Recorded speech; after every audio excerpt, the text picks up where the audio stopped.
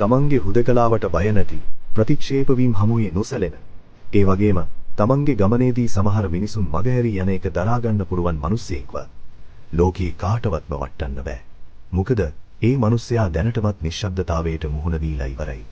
තනිකම ඇතුලේ තමන්ව සොයාගෙන ඉවරයි. තමන්ගේ ජයග්‍රහණවලට අනුන් අත්පුඩි ගහනකම් බලන් ඉන්නේ නැතුව තමන්ටම අත්පුඩි ගහගන්න ඒ මිනිස්සයා දන්නවා. අනුන්ගේ ඇගීම් මත යපෙන්නේ නැති කෙනෙක්ව බිම දාන්න කාටවත්ම බෑ. බුදුන් වහන්සේ දේශනා කළේ අත්තාහි අත්තනෝ නාතෝ කියලා. ඒ කියන්නේ තමන්ට ඉන්නේ තමන්ම විතරයි. බයිබලයේ ජේසුස් වහන්සේ පවසනවා ඔබ මා සමග නොසිටියත් මා තනිව නැත. මක් නිසාද පියාණන් වහන්සේ මා සමග සිටිනසේක කියලා. ඒ වගේම කුරානයේ අල්ලාහ් දෙවියන් පවසනවා සැබවින්ම දෙවියන් වහන්සේ ඉවසන්නන් සමග සිටිනසේක කියලා. මේ හැම දෙයකින්ම කියන්නේ ඔබ ඔබව සොයාගත්තොත් ඔබ තනි නොවන බවයි. අනුන්ගේ අත්පුඩි හඬ බලාපොරොත්තුවෙන් ඉන්නේ නැතුව තමන්ගේ හෘද සාක්ෂියට එකගව නැගී සිටින කෙනෙක්ව බිම දාන්න කාටවත්ම බෑ. ඒ අය තමන්ගේ වේදනාව ශක්තියක් කරගත්ත අය. තමන්ගේ තුවාල ප්‍රඥාව බවට පත් කරගත්ත අය.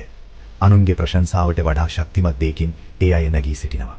ඒ තමයි ආත්මගරුත්වය. තමන්ගේම දෙපයින් හිටගන්න ඉගෙන ගත්ත දවසට ලෝකේ ඔයාව තල්ලු කරන්න හදාවි. ඒත් ඔයා වැටෙන්නේ නැහැ. මොකද ඔයාගේ ශක්තිය තියෙන්නේ ඔයාගේ ඇතුලේ. මතක තබා ගන්න. ඔයාට ඔයාව තියෙනවා නම් ඔයා මුළු ලෝකයකටම වඩා බලවත්. මම අප්පච්චි